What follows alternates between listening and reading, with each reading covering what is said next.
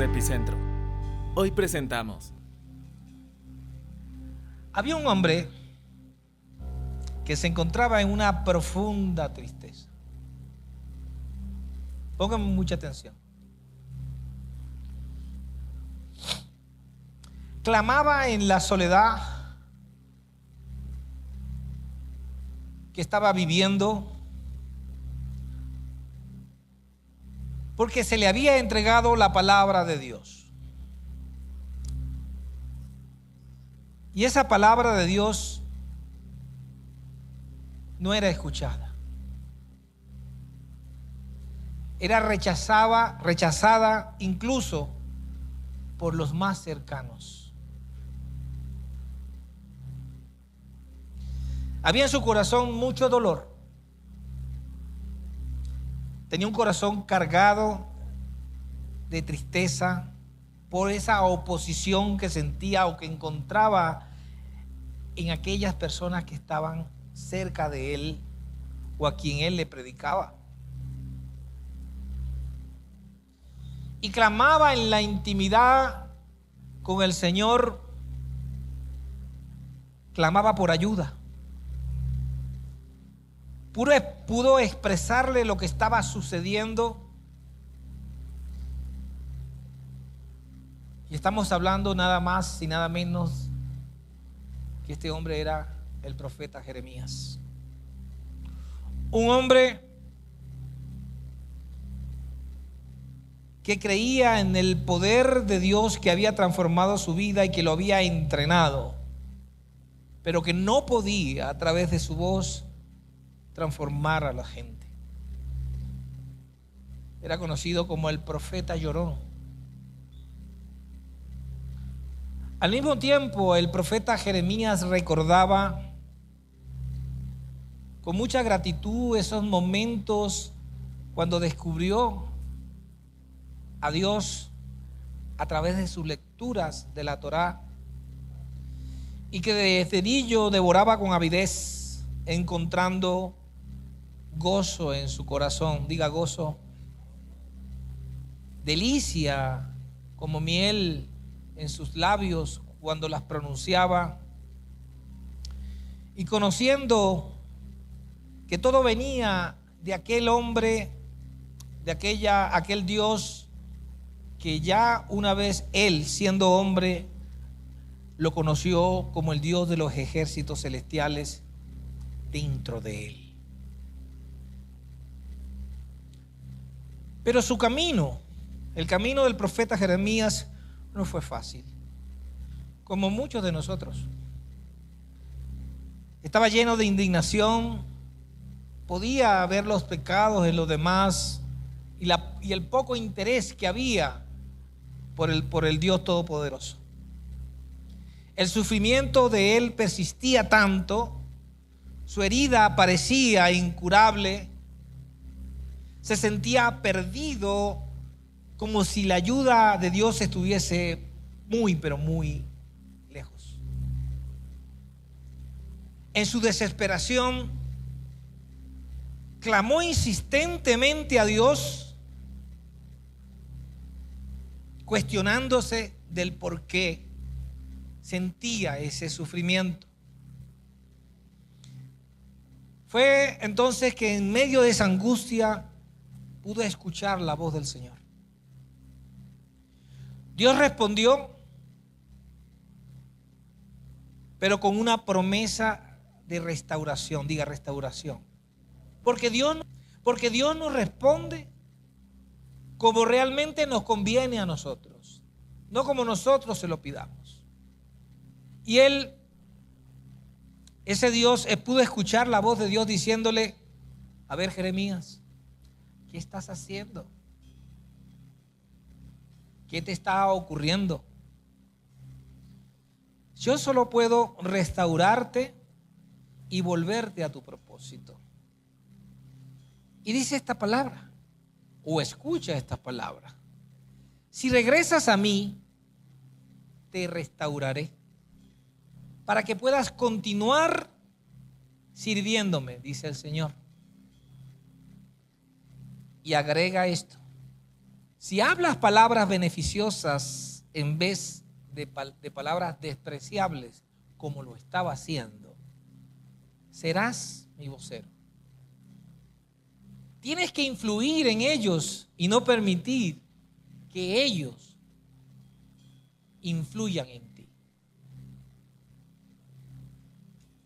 Con esta promesa del Dios Padre, el profeta Jeremías se encontró la fuerza, la fortaleza que necesitaba para seguir adelante con su propósito, sabiendo que el Señor Dios estaba de su lado.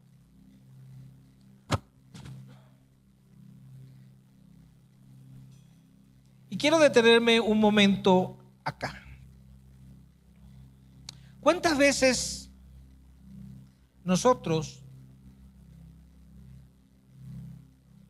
creemos que estamos dentro del propósito? Como lo hizo el profeta Jeremías, un hombre entrenado, conocedor de la Torá, había sido bendecido como profeta. Dios le había dado una asignación especial, que era la forma como Dios se comunicaba con su pueblo en esa época.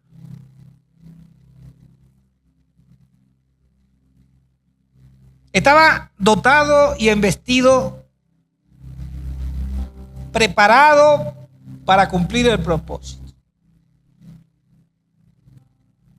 Pero el profeta Jeremías se dedicó a quejarse y a llorar. Es que ellos pecan, es que no me escuchan.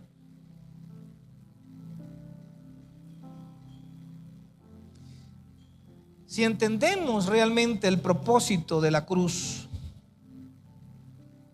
deberíamos nosotros tener una alta estima y profunda apreciación por lo que significa ser perdonado y ser restaurado. Debemos valorar y agradecer el sacrificio que Cristo hizo en la cruz por cada uno de nosotros. Amén. Tal vez creemos que estamos caminando correctamente con Dios. Así lo creyó el profeta Jeremías. O a lo mejor crees que es suficiente con lo que ya aprendiste sobre Dios. Y creer que es suficiente frena tu aprendizaje y frena tu asignación.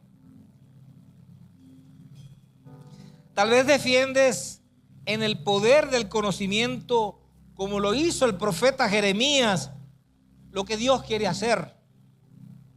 Y esto puede impedir ver lo que Dios quiere sobre ti. Ese es el velo que pudo haber tenido el profeta Jeremías cuando no consiguió la fortaleza de enfrentar su propósito delante del pueblo de Israel. El profeta Jeremías conocía de Dios, pero defendía una posición personal, su punto de vista, diciendo: mira, ellos hacen esto, mira lo que dicen, mira lo que oyen, mira lo que ven, mira el dolor que siento, Dios, por todo lo que están haciendo. Estoy indignado de ver los pecados de la gente.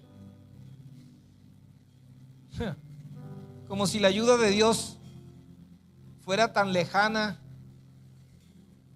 Él persistía ser un corresponsal del cielo, diciéndole a Dios lo que ya Dios sabía, o lo que Dios sabía, o ya Dios sabía lo que estaba ocurriendo. En su desesperación clamaba tanto el Señor, cuestionaba incluso su llamado, Pero en ese momento Jeremías, el profeta Jeremías, no podía entender porque algo le impedía ver el propósito que Dios le había asignado. Jeremías era un profeta escogido por Dios, no hay duda. Entendió y enfrentó una oposición intensa y constante, lo que lo llevó a sentirse desamparado, desalentado y hasta desesperado. A pesar del conocimiento y llamado, su carácter se vio afectado por la perspectiva personal de lo que sabía y conocía. El profeta Jeremías no había entendido realmente su propósito. Estaba aplicando una perspectiva personal. Pero miren la respuesta de Dios. Alábalo. Ok. Miren la respuesta de Dios sobre esto. Dice, le dijo Dios, te has alejado de mí y quiero restaurarte. Una afirmación que en el propósito del profeta Jeremías le podía asegurar que la continuidad de su propósito como profeta.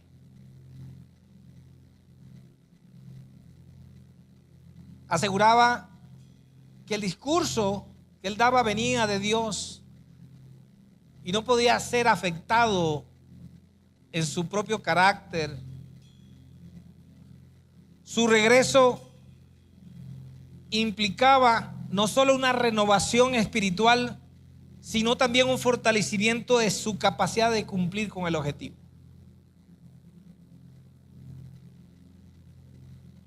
Al profeta Jeremías lo afectó lo que a nosotros, a la mayoría de nosotros nos afecta cuando estamos trabajando.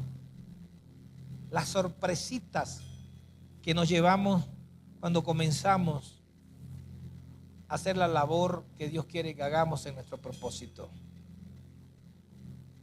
Y quiero que usted entienda, y hoy va a salir muy fortalecido espiritualmente.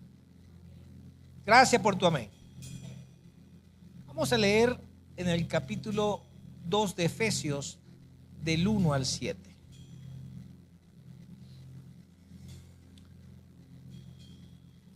Y en vez de leerlo voy a parafrasearlo por cuestión de tiempo, pero lo van a tener aquí en la pantalla.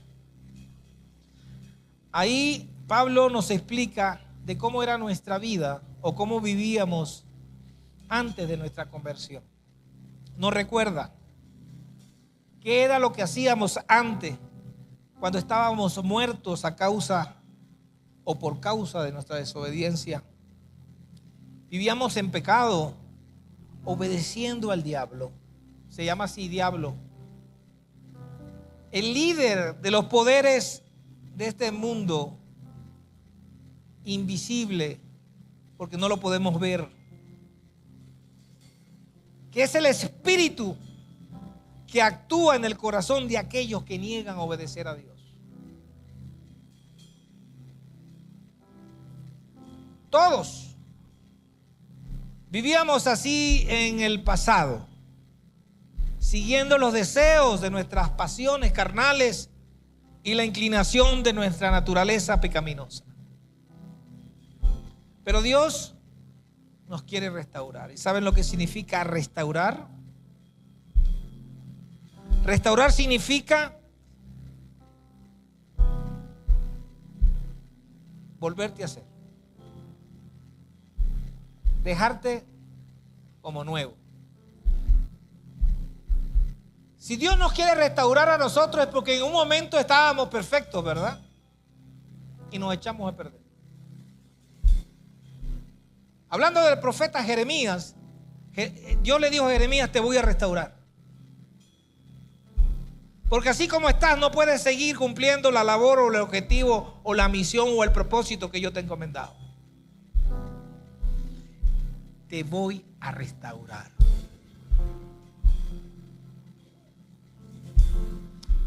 Todas las madres saben que visten a sus niños bien lindos y en medio de un descuido se me ensucian y tengo que volverlos a vestir. Ese es el trabajo que Dios quiere hacer en la vida de nosotros, porque nos hemos ensuciado, nos hemos equivocado. Dice la palabra que Dios nos ama tanto que entregó a su único hijo a morir en la cruz, pero realmente nos cambió la vida cuando fuimos levantados juntamente con Él, como Cristo se levantó de los muertos al tercer día. Y dice la palabra que nos sentó en ese momento, tiempo presente, juntamente con Él. ¿Dónde nos sentó? ¡Wow!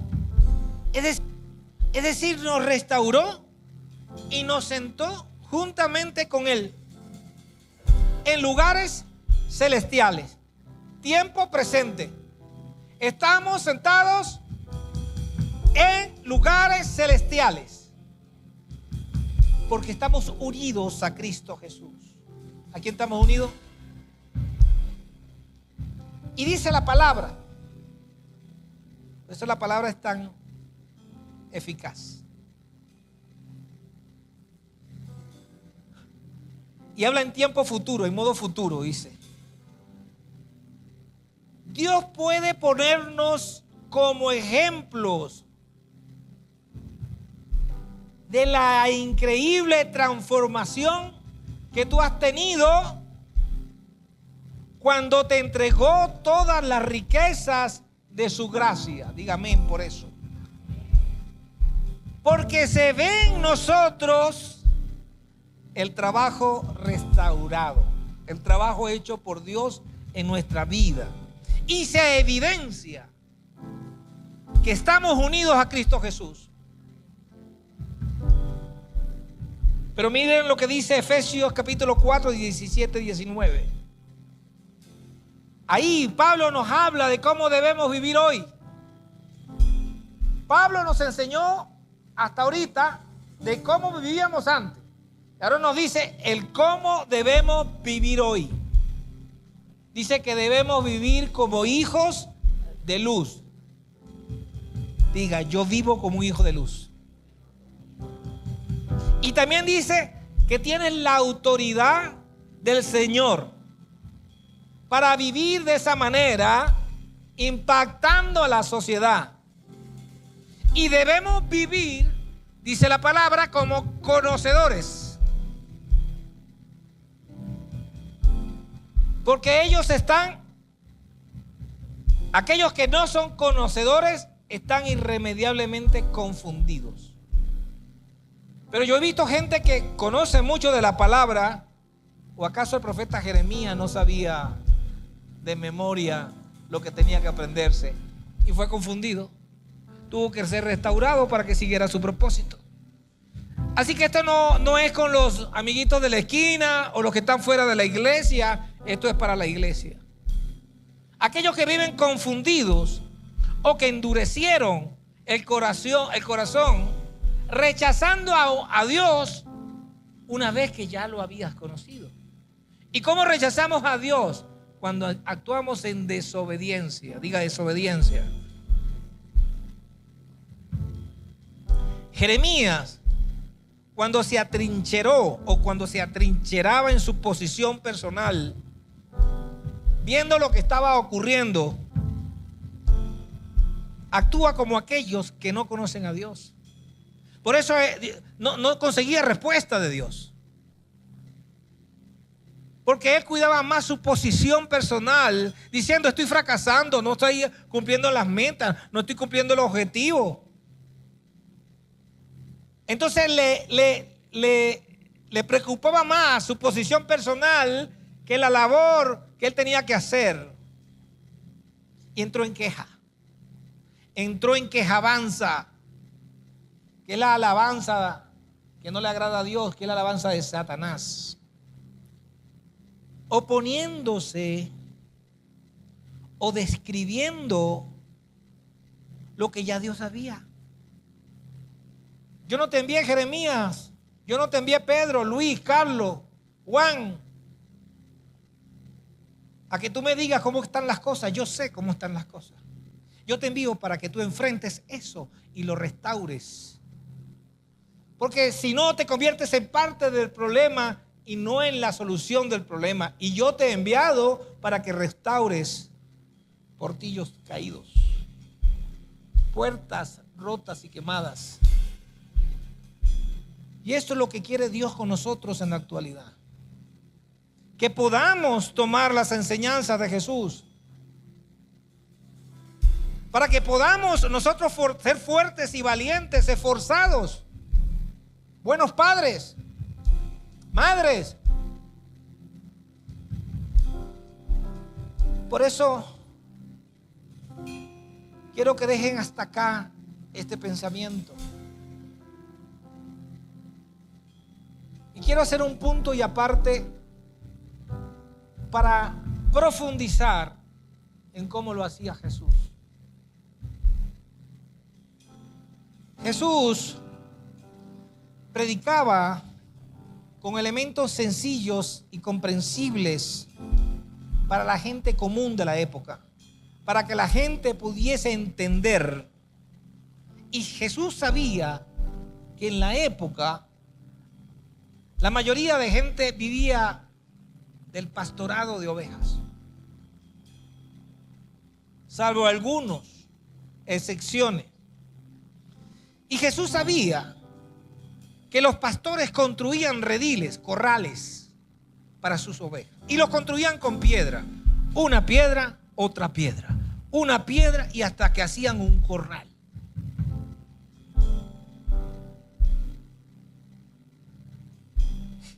Jesús sabía que en esa época la puerta de esos corrales, de esos rediles, era el pastor. El pastor construía un redil y la puerta de ese redil era él. Él era el que enfrentaba personalmente los peligros de su rebaño. Por eso Jesús dijo: yo soy la puerta. El que por mí entrare será salvo. ¿Salvo de qué? De una muerte eterna. Y de esa forma Jesús predicaba. Cualquier peligro que venía contra las ovejas en esa época, Jesús sabía que el pastor las enfrentaba con su vida. Por eso Jesús dice: el buen pastor es aquel que da su vida por sus ovejas, como Él la dio por cada uno de nosotros. En el libro de Juan, capítulo 10, y ahí sí voy a leer desde la Biblia. Me gusta no perder esta costumbre. Qué bonito, déjenme. Y habla en el capítulo 10 del buen pastor y sus ovejas. Y yo quiero que pongan muchísima atención espiritual a lo que vamos a hablar aquí. Les digo la verdad, el que trepa por la pared de un redil a escondidas, en lugar de entrar por la puerta, con toda seguridad es un ladrón y un bandido. Pero el que entra por la puerta es el pastor de las ovejas. El portero le abre la puerta y las ovejas reconocen la voz del pastor y se acercan. Él llama a cada una de sus ovejas por su nombre y las lleva fuera del redil, las saca a pastorear. Las saca a pastorear. Una vez reunido su propio rebaño, camina delante de las ovejas y ellas lo siguen porque conocen su voz. Nunca seguirán a un desconocido, al contrario, huirán de él porque no conocen su voz. Y me llama poderosamente la atención, alábalo, Alábalo. Me llama poderosamente la atención que el versículo 6 dice: los que oyeron a Jesús usar este ejemplo no entendieron. Entonces les dio otra explicación. Y mira que en la Biblia pocas veces se explican las cosas. Pero Dios dio aquí una explicación. Lo contó de otra manera. Así como Dios le restauró y le contó todas las cosas a Jeremías que debía hacer, y tuvo que restaurarlo, y se lo explicó de otra manera más franca y le dijo: si tú sigues hablando pistoladas, volviendo a Jeremías, no me podrás seguir. No te podré seguir usando. Si tú sigues quejándote de lo que yo te he enviado, para donde yo te he enviado, yo no te voy a seguir apoyando. Permíteme que te restaura. Y cuando abra la boca, habla para bendición. Cuidado con lo que hablamos. Cuidado con lo que decimos. Gracias. Dice: les digo la verdad. Todos ustedes son unos pastores ahí sentados. Y Jesús está hablando a través de mí. Y nos dice: les digo la verdad. Yo soy la puerta de las ovejas. Todos los que vinieron antes que yo eran ladrones y bandidos, pero las verdaderas ovejas no la escucharon. Falsos profetas.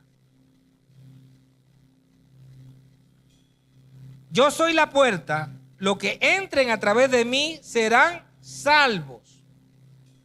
Entrarán y saldrán libremente y encontrarán buenos pastos. Miren lo que dice aquí.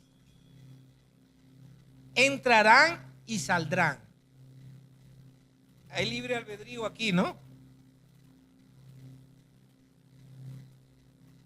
El propósito del ladrón es robar y matar y destruir.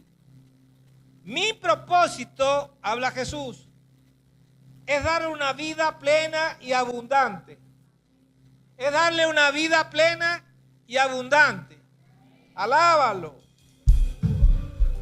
Y vuelve a decir, miren lo que dice: yo soy el buen pastor. El buen pastor da su vida en sacrificio por las ovejas. Escuchen esto.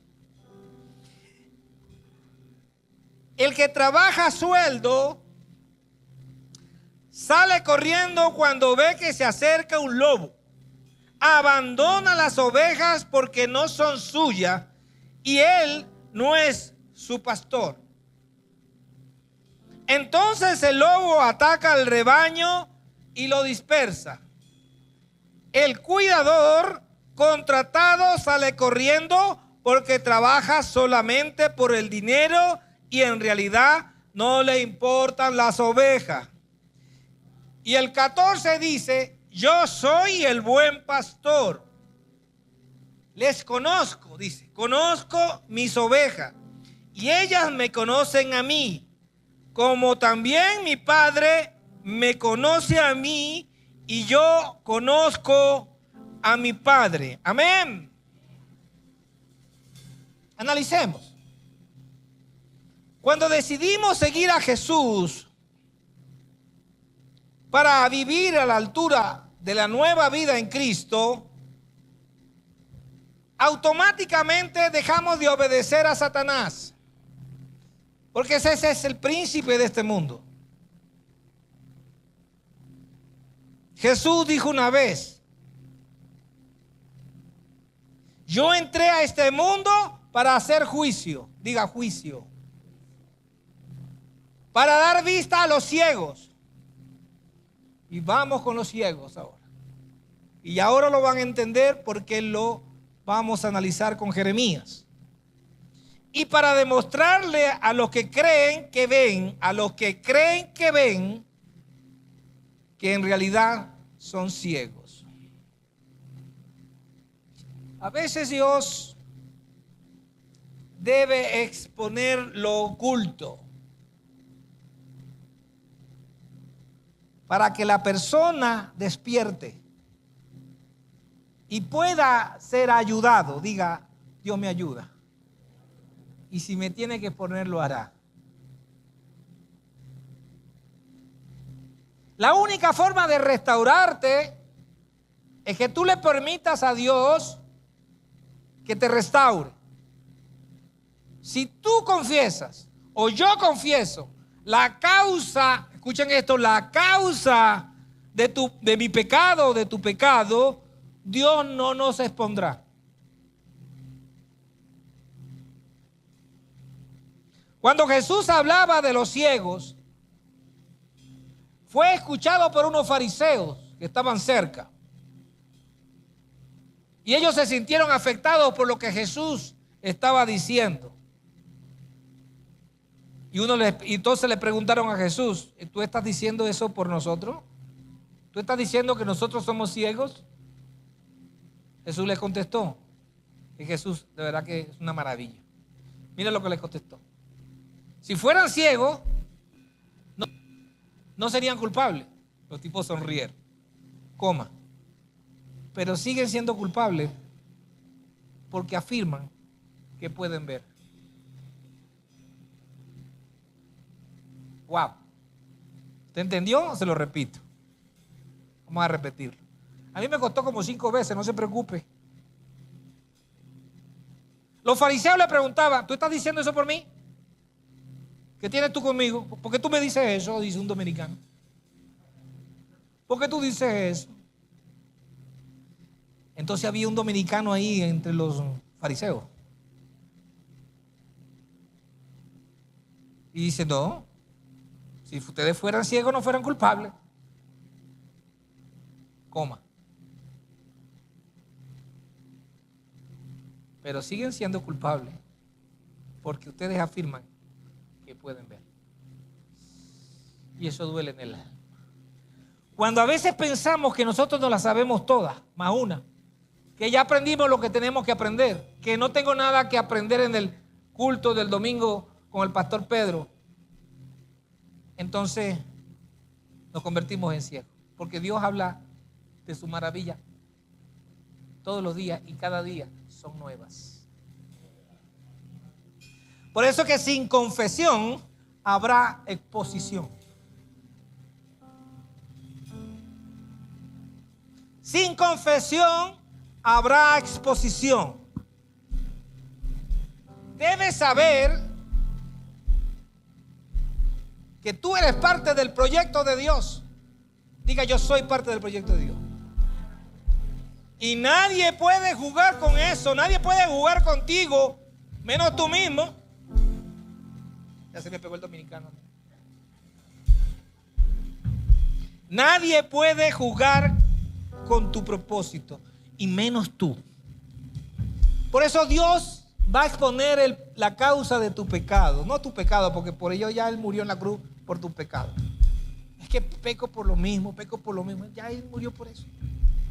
Enfócate en la causa. ¿Qué origina? Por eso Dios está empeñado en que tú veas más allá de tu pecado, que Él origina. Entender esto, Él murió por ese pecado y por cada uno de ellos y las veces que lo haga, porque ya Él te libró en la cruz del Calvario por eso. Pero hay algo que sigue produciendo el pecado. Hay algo que dejaste activada de tu vida anterior. Como hablaba Pablo, ya lo habíamos hablado. Que se mantiene aún activo en el mundo oscuro donde pertenecía. Y yo te sugiero que cierres esa llave. O dejaste la luz prendida en la casa y te fuiste de vacaciones y cuando llegaste la luz salió carísima porque no apagaste una luz. ¿Será que no hemos apagado alguna luz por ahí? Y eso es lo que está produciendo que sigas equivocándote en lo mismo. A veces nos enfocamos que pobrecito yo, estamos como Jeremías, pobrecito yo, es que tú no sabes la mujer que tengo, tú tampoco, la que yo tengo. Si tú le preguntas a mi esposa, también es al revés. Tú tampoco sabes el esposo que yo tengo. Pero la diferencia es que hemos apagado todo aquello que producía pecado, errores en nuestra vida actual. Por eso nuestra vida va de gloria en gloria. Gracias. Es para Dios.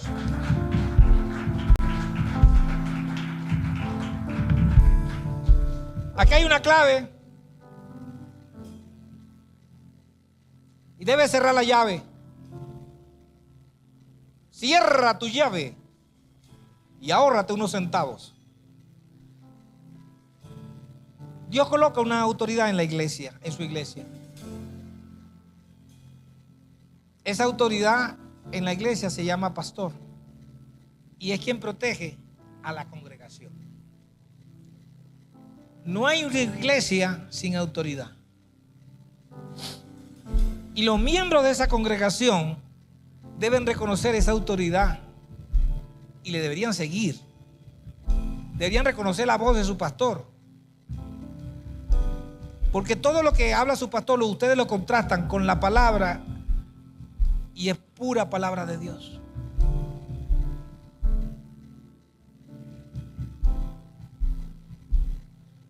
¿Y por qué yo digo esto? Porque Jesús una vez dijo: no me creen. Jesús, porque ustedes no son mis ovejas. Duro, ¿verdad? Las ovejas escuchan mi voz, escuchan mi mensaje y me siguen. Cuando ustedes escuchan al pastor o al predicador que está en el púlpito, no escuchan al pastor, escuchan la palabra de Dios. Y por eso debe usted contrastar lo que se dice aquí con la palabra de Dios.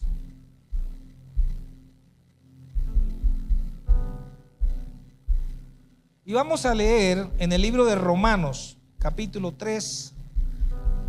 ¿Me lo puedes poner, por favor? Capítulo 3, 10, 18, por favor. Yo me lo traje aquí en el teléfono para ganar tiempo. Pues yo sabía que esto hoy iba a ser un poco...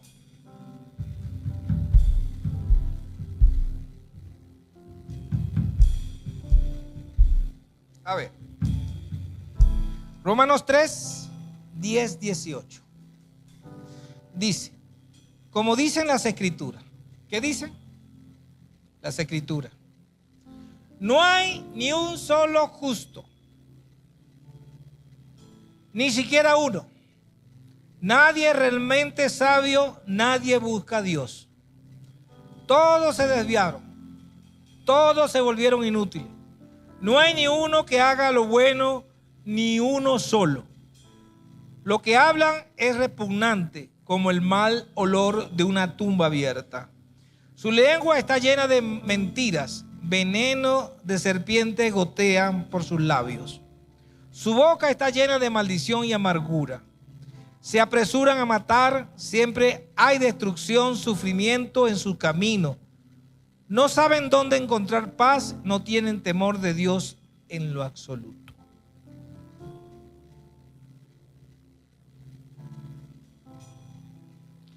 Y vamos a leer automáticamente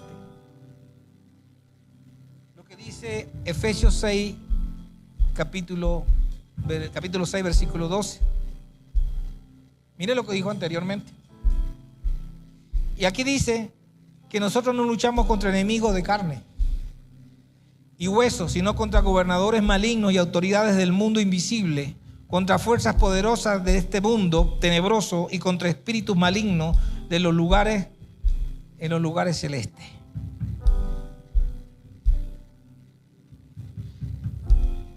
Y yo quiero que usted se imagine esta escena. Se cierra el telón, abre el telón y aparece una escena donde nuestro enemigo Satanás está sentado en una larga mesa de junta directiva y quienes lo acompañan todos son seres malignos llenos de maldad. En esa junta demoníaca el mismo diablo la dirige, la preside y todos los que están sentados con él son estos espíritus con jerarquía de príncipes de la tiniebla, que operan los principados del mundo oscuro que nosotros no podemos ver. Y es allí donde se diseñan los planes de la guerra espiritual contra nosotros. Escuchen bien. Contra los hijos de Dios. Nuestro enemigo no actúa sin planificación. No actúa contra la gente que no tiene propósito, ni los molesta. Satanás está destruyendo, quiere destruir propósitos. Diga propósito. Cada detalle, cada estrategia está meticulosamente diseñada para destruir tu familia, tu matrimonio, tus hijos, tu negocio. Déjame demostrarle cómo funciona este mundo oscuro. Yo necesito que usted entienda hoy que nada es por casualidad. Cada uno de estos espíritus inmundos, malignos, es cabeza de un principado. Y Satanás ha dividido el mundo en principados y territorios donde operan ellos. Y sobre cada territorio hay un príncipe. Y cada príncipe se le proporciona la cantidad de espíritus demoníacos que necesiten para llevar a cabo su plan malvado en esa zona. Es un territorio que puede ser tan grande como un continente, sometido al dominio de un solo principado, cuando en ese territorio no hay una iglesia que represente una amenaza para el reino de la oscuridad. Familia, nosotros como individuos podemos enfrentar a un principado. Y no importa el tamaño que tenga, dependerá de cuánto estemos capacitados, equipados y entrenados para enfrentar el reino de las tinieblas. Así es como funciona el mundo de la oscuridad. Cuando hay una iglesia levantada con guerreros espirituales, con hombres y mujeres entendidas, los cielos se abren. Y esto fue lo que Dios le mostró a Jeremías. Ahora van viendo la conexión. Dios le mostró a Jeremías la condición del pueblo por causa de Satanás. Y enfatizó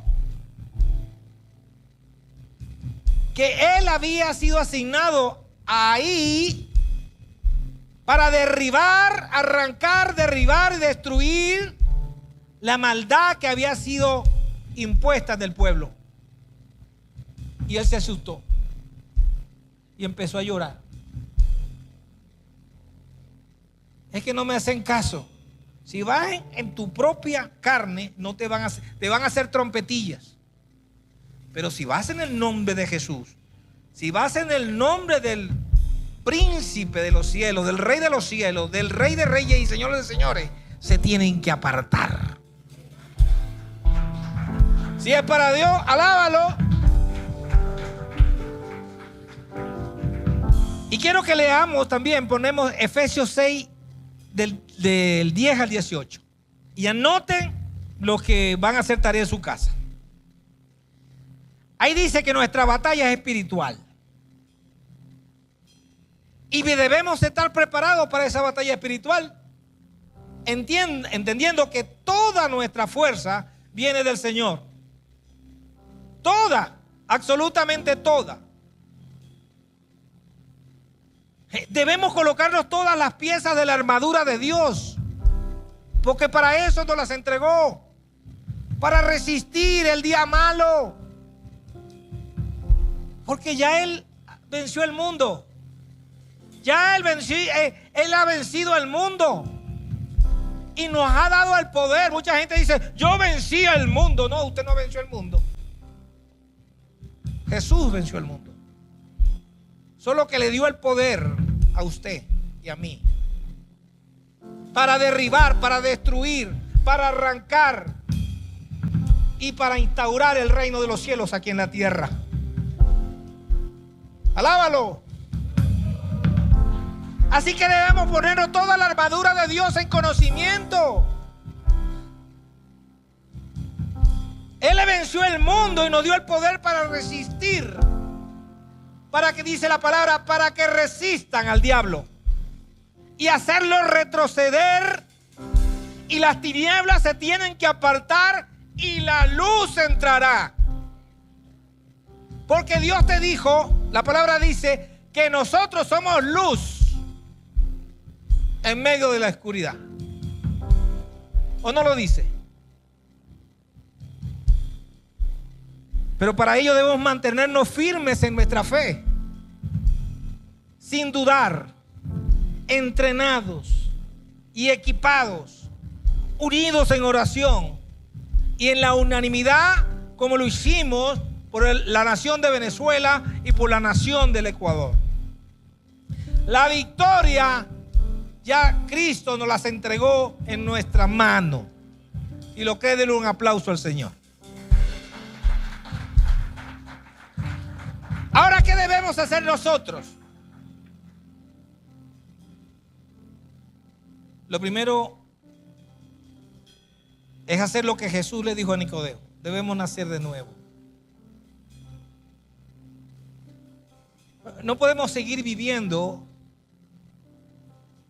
como si el mundo espiritual, como no lo vemos y no lo sentimos, creemos que no existe. No debemos seguir creyendo o ignorando y echándole toda la culpa a Dios cuando el que nos tiene secuestrado es otro. El que se ha metido en mi familia para romper nuestro matrimonio es Satanás. El que se ha metido en la relación familiar es Satanás. El que quiere destruir el plan de Dios es Satanás. Pero debemos nacer de nuevo. Debemos estar alertas como soldados, equipados con toda la armadura que Dios nos ha dejado. Tenemos que escuchar a Jesús y seguirle. No podemos seguir la vida sin pastoreo, sin dejarnos pastorear, enseñar, entrenar, capacitar. El apóstol Juan en el libro de Apocalipsis capítulo 13 del 7 al 9 nos revela una visión aterradora. ¿Me lo puedes poner allí que lo quiero leer en pantalla? Miren lo que dice. Que además a este enemigo de nosotros se le permitió hacer guerra contra el pueblo santo de Dios y conquistarlo. Y se le dio autoridad para gobernar sobre todo pueblo y toda tribu y lengua y nación. Imagínate tú, eso va a ser del Apocalipsis. Y él está ensayando ahorita, todavía está ensayando para hacerlo bien en ese momento. Y no lo va a hacer bien, porque va a ser derrotado nuevamente.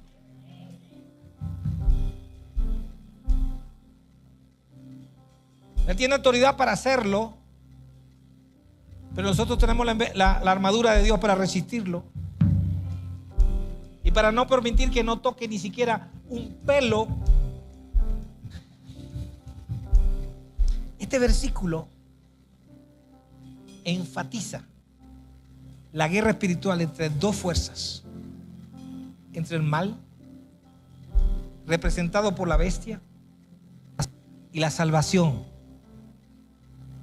representada por el Cordero, que es nuestro Señor Jesucristo. Amada iglesia, ya no se habla en las congregaciones de guerra espiritual. Se asustan. Ya no se habla de cómo trabaja el enemigo.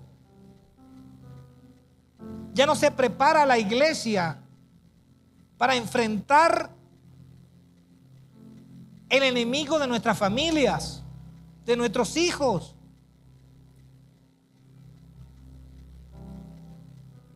Ya no se prepara a la gente para que pueda resistir el día malo. Ya no se prepara a la gente. Solo se entrega una forma de hacer o predicar una forma de religión superficial.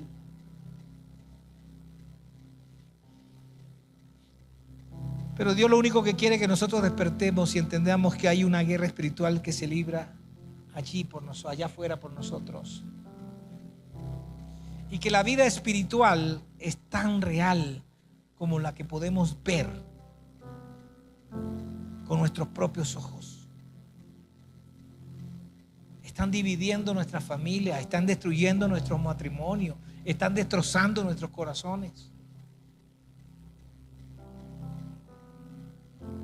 Pero si nosotros no tuviésemos una iglesia esforzada, parada en la brecha, para abrazar, para hacer entender que lo que está es en medio de un engaño para creer que tú no tienes la identidad que Dios te dio en la cruz del Calvario, que te ha dado una identidad de hijo, que tienes el poder de destruir a Satanás, de tú hacerle trompetillas a él.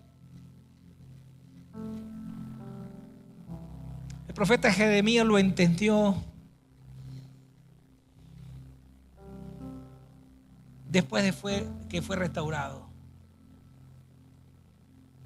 Y posiblemente a nosotros nos falte restauración, un retoque en nuestra carcasa, un retoque en nuestros pensamientos, en nuestro conocimiento, en nuestro precario conocimiento. Satanás solo tiene trapos rojos para distraernos, para sacarnos del propósito. El enemigo, al ver las iglesias flacas que siguen predicando esa religión superficial, no les hace nada, las llena, al contrario, les manda mucha gente. Pero las iglesias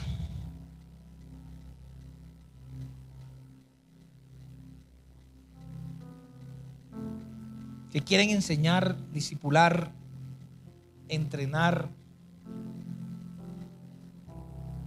preparar, equipar, van a ser atacadas por un espíritu de confusión y de ceguera espiritual como la que vivió Jeremías. Crearán división, querrán abortar el propósito, pero aquí se levanta una iglesia entendida, con propósito. Pero ¿qué significa estar cegados por Satanás? Significa que las mentes, nuestras mentes, nosotros, son incapaces de percibir la luz y la verdad del Evangelio. Esta ceguera espiritual impide ver la gloria de Dios en nuestras vidas. Impide ver la perfecta imagen de Dios en nuestras vidas, en nuestra iglesia. Esa que estuvo derramada desde las 9 de la mañana aquí en la casa.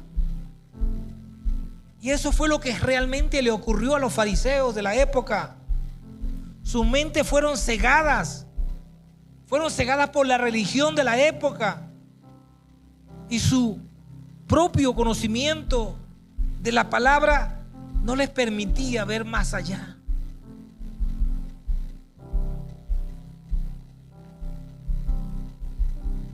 En Segunda de Corintios capítulo 4,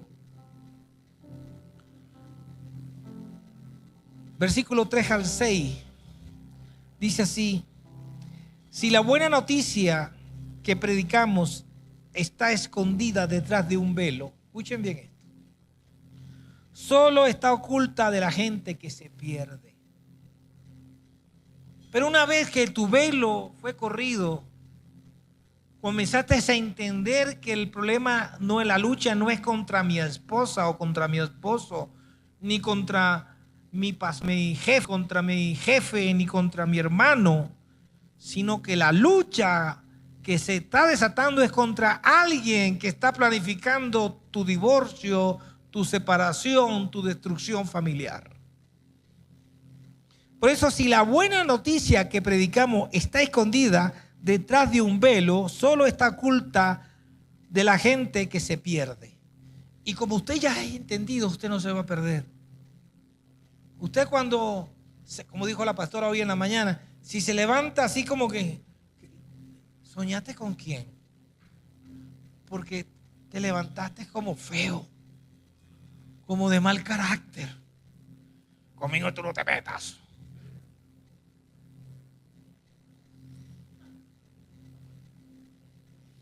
Se acostó con Dios, pero se levantó con otro. Si tú logras ver eso, tú sigues amando a la persona, porque no tenemos lucha contra las personas, sino algo le está sucediendo a él. Algo le está sucediendo a ella. Seguimos aquí. Satanás, quien es el Dios con D pequeña de este mundo, ha cegado la mente de los que no creen. Wow.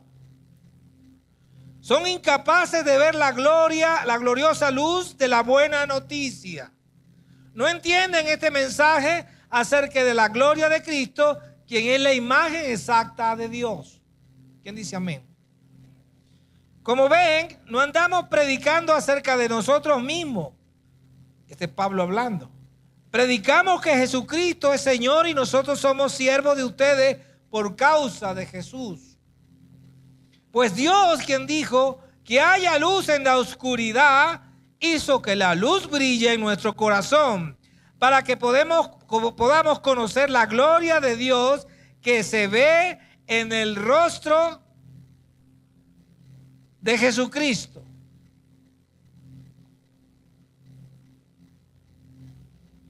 Estamos cerrando. Dígame por lo menos.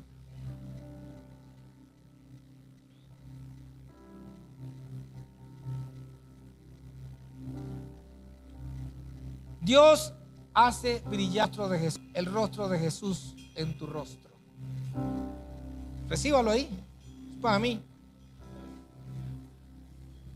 Dios es el que quita el velo cuando la palabra de Dios entra a tu vida. Oye, ¿verdad? Yo la maltraté. Yo hice lo que a ella no le gusta o a él no le gusta. Y no es que lo hago, lo sigo haciendo y lo sigo haciendo. El problema es que nos mantenemos viendo la consecuencia y no lo que causa el resultado. Y tenemos que ir a lo que causa. Vemos de qué tamaño son las raíces de tu fe. ¿De qué tamaño es la raíz de tu conocimiento de a de veras?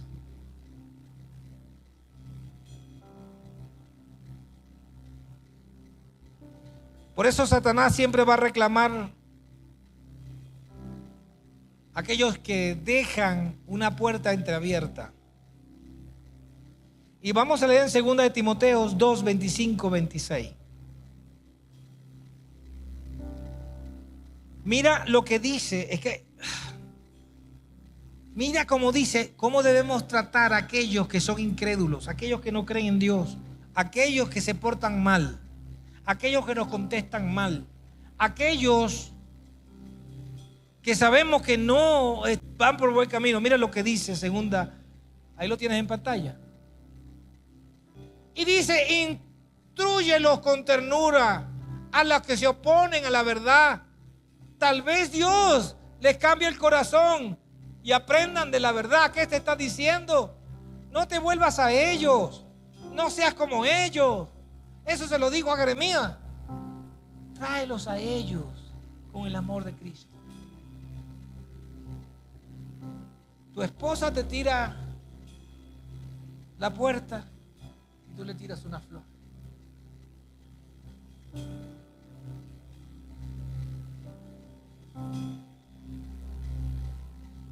Te tratan con amargura y tú le das un vaso de limón con papelón.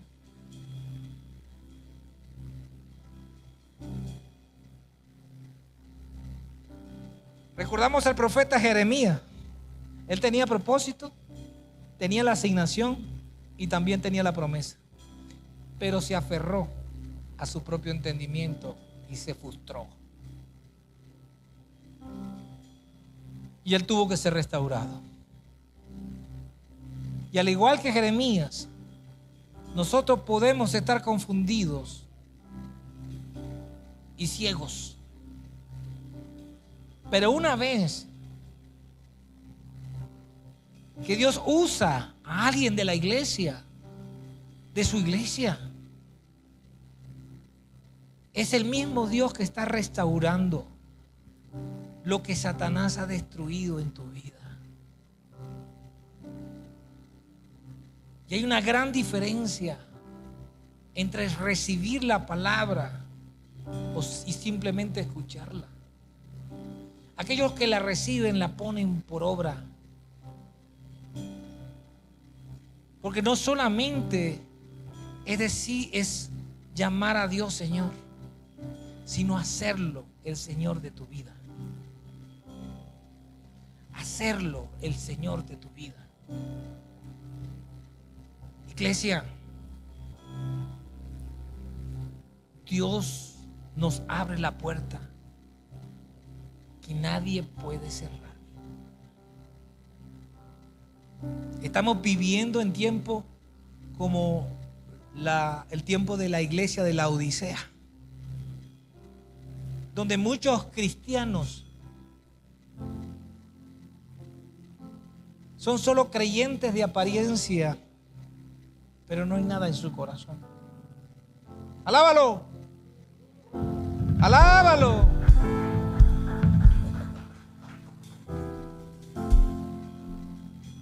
Tu adversario es personal, ¿lo viste? Y ese adversario es poderoso. Satanás tiene poder. Es tu enemigo y quiere destruirte. Pero Dios es más poderoso. Y te ha entregado poder a ti y a mí. Y te ha entregado armadura para que puedas resistir. Porque así como fue en los días de Noé, así será en los días de la venida del Hijo del Hombre. Escuchen bien esto. La humanidad en tiempos de Noé solo tenía dos prioridades: riqueza y placer. Vivían vidas independientes del Señor. Pero vendrá el día que el Espíritu Santo se derramará en tu casa.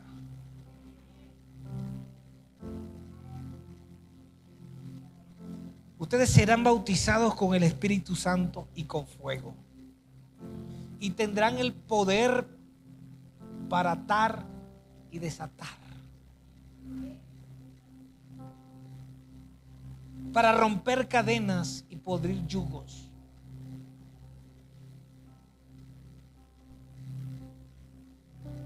Iglesia,